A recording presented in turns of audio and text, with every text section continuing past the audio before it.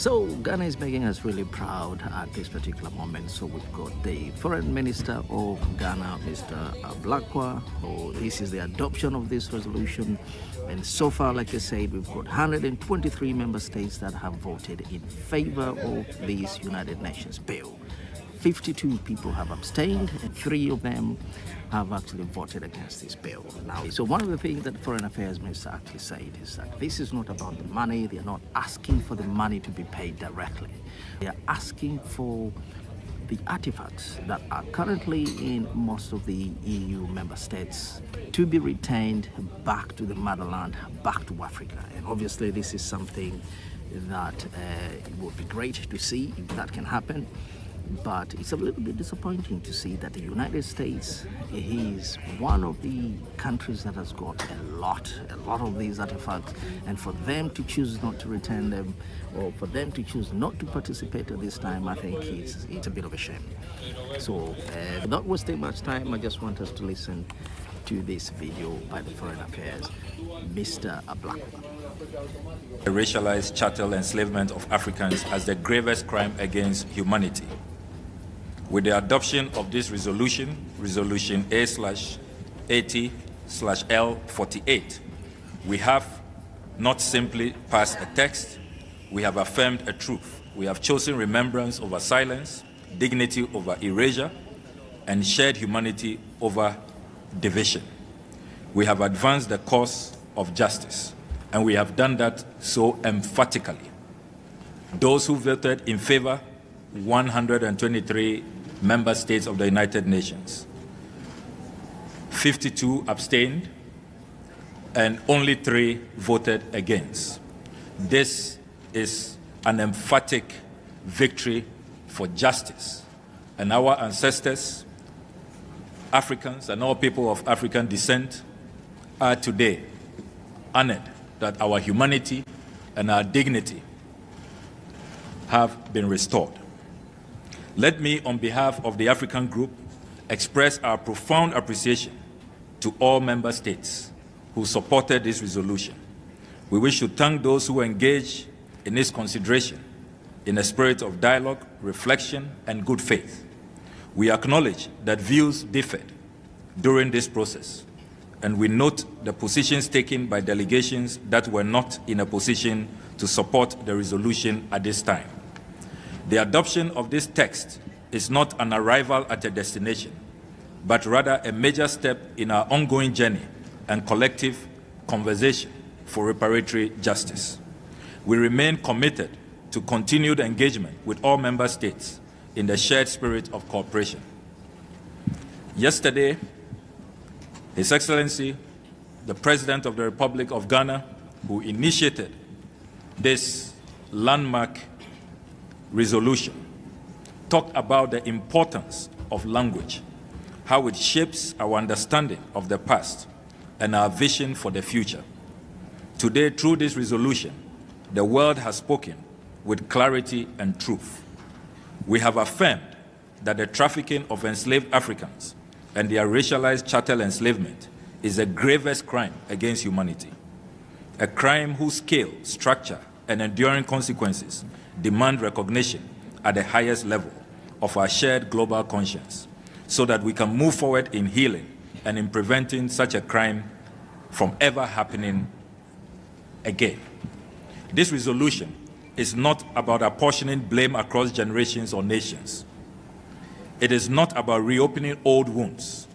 It is about ensuring that those wounds are neither forgotten nor denied.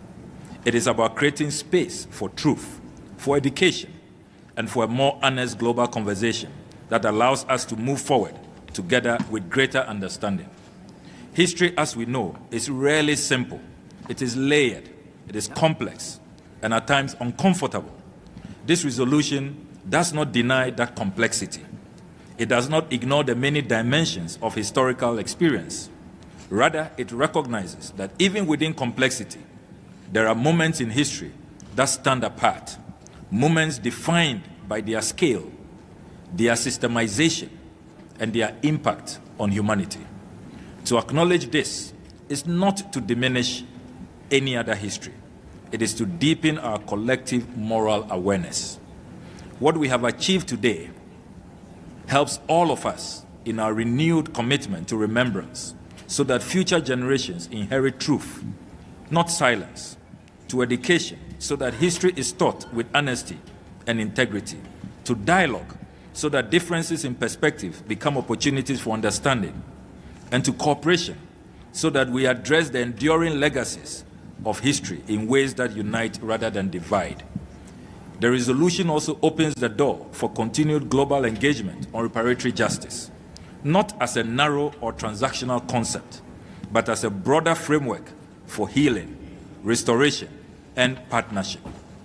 It also calls for further actions within our respective states. We therefore urge every member state to consider carefully the actions it must take to ensure inclusive and good faith dialogue on reparatory justice. The work of justice does not end with remembrance. The racialized systems that adversely shaped our world must yield to a system that does not distinguish between our common humanity, and which seeks for the interests of all peoples in a fair, just, and equitable manner. Let me conclude with this reflection. We cannot change history, but we can change how we remember it. And in doing so, we can change what we carry forward. Today, the world has chosen to remember with purpose, justice, and equity. Let that purpose guide us toward a future that is more just, more inclusive, and more profoundly human. I would like to thank our negotiating team, staff of the Ministry of Foreign Affairs, the staff of our mission in New York, in Geneva, and in Addis Ababa. And I would like to thank especially our President, His Excellency John Dramani Mahama, for his vision, his dynamism, his effectiveness, which the UN Secretary General acknowledged today in their bilateral engagement, and for his humanity. His guidance has been absolutely phenomenal in bringing us to this historic moment. Ghana, Africa, and all people of African descent, and indeed all people of the world with good conscience, will eternally be grateful to President Mahama for his leadership at this defining hour in global history. I thank you very much for your indulgence, and I shall now take your questions.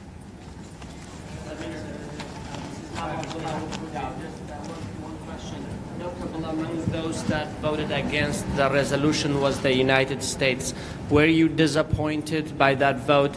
And also, if you can comment on those that abstained, more than 50 nations. How do you feel about those? Thank you. So I would like to comment on the reasons they gave. They sought to create the impression that the time for negotiations have been short. The President of Ghana served notice last year in September when he delivered his address at the 80th session of the General Assembly. Immediately thereafter, we put together a broad-based coalition, including experts, academics, researchers, historians from all regions of the world, and we commenced negotiations.